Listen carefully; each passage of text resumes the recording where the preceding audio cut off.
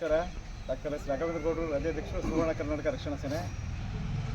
ನಾವಿಂದು 12ನೇ ತಾರೀಕು 8ನೇ ತಿಂಗಳು 2026 ಬುಧವಾರ ಏನು ನಾಳೆ ಕರ್ನಾಟಕ ಬಂದ್ ಕರೆ ಕೊಟ್ಟಿದ್ದಾರೆ ವಾಟಾಳ್ ನಾಗರಾಜರವರು, ಹಿರಿಯ ಹೋರಾಟಗಾರರು.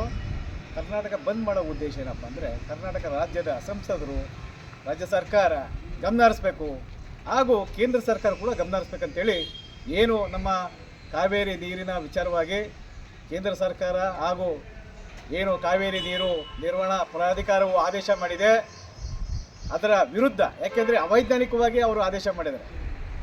ಆ ಅವೈಜ್ಞಾನಿಕವಾಗಿ ಮಾಡಿರುವಂಥ ಆದೇಶವನ್ನು ಪರಿಶೀಲನೆ ಮಾಡಿ ಕರ್ನಾಟಕದ ಜನತೆಗೆ, ರೈತರಿಗೆ ಏನು ಅನಾನುಕೂಲ ಆಗ್ತಾಯಿದೆ, ಕಷ್ಟ ಆಗ್ತಾಯಿದೆ, ನೋವನ್ನು ಅನುಭವಿಸ್ತಾ ಇದ್ದಾರೆ.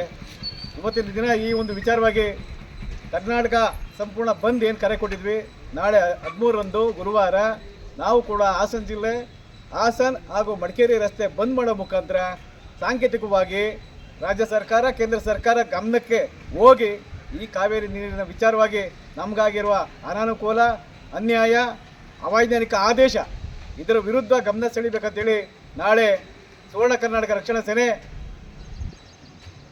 ಹಾಸನ ಮಡಿಕೇರಿ ರಸ್ತೆ ಬಂದ್ ಮಾಡೋ ಮುಖಾಂತರ ಸಿದ್ದಾಪುರ ಗೇಟ್ ಸರ್ಕಲು ಹಾಗೂ ಕೊಣನೂರು ಬಸ್ ಸ್ಟ್ಯಾಂಡು, ಬಸ್ ನಿಲ್ದಾಣ, ರಾಮನಾಪುರ ಬಸ್ ನಿಲ್ದಾಣ, ಈ ಒಂದು 3 ಭಾಗದಲ್ಲಿ ರಸ್ತೆ ಬಂದ್ ಮಾಡೋ ಮುಖಾಂತರ ಈ ಒಂದು ಹೋರಾಟಕ್ಕೆ ಹೆಚ್ಚಿನ ಬೆಂಬಲ ಸೂಚಿಸ್ತಾ ಇದ್ದೀವಿ. ಇದನ್ನು ರಾಜ್ಯ ಸರ್ಕಾರ ಅರ್ಥ ಮಾಡ್ಕೊಬೇಕು, ಕೇಂದ್ರ ಸರ್ಕಾರ ಅರ್ಥ ಮಾಡ್ಕೊಬೇಕು. ಎಲ್ಲಿ ಲೋಪದೋಷಗಳಾಗಿದೆ, ಎಲ್ಲಿ ಅವೈಜ್ಞಾನಿಕವಾಗಿದೆ, ವೈಜ್ಞಾನಿಕವಾಗಿ ಸಮಸ್ಯೆನ ಬಗೆಹರಿಸಬೇಕು. ತಮಿಳ್ನಾಡು ಏನು ಬೇರೆ ಊರು ಅಂತ ಹೇಳ್ತಾ ಇಲ್ಲ ನಾವು, ಆದರೆ ತಮಿಳ್ನಾಡಿಗೆ ನೀರು ಕೊಡೋಣ ಅಂತ ಹೇಳಿದ್ರೆ ತಮಿಳ್ನಾಡವ್ರು ಯಾಕೆ ಸೇವ್ ವಾಟರ್ ಅಂದರೆ ನೀರನ್ನು ಉಳಿಸಿ ಅಂತ ಇರ್ತೀರ.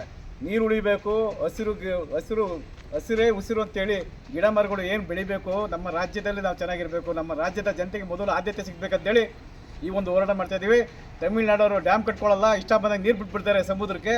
ಇದನ್ನು ವಿರೋಧಿಸಿ ನಾವು ಒಂದು ಹೋರಾಟ ಮಾಡ್ತಿದ್ವಿ. ಮೊದಲ ಆದ್ಯತೆ ಕರ್ನಾಟಕ ರಾಜ್ಯದ ಜನತೆಗೆ ಮೊದಲು ಆದ್ಯತೆ ಕೊಡಿ.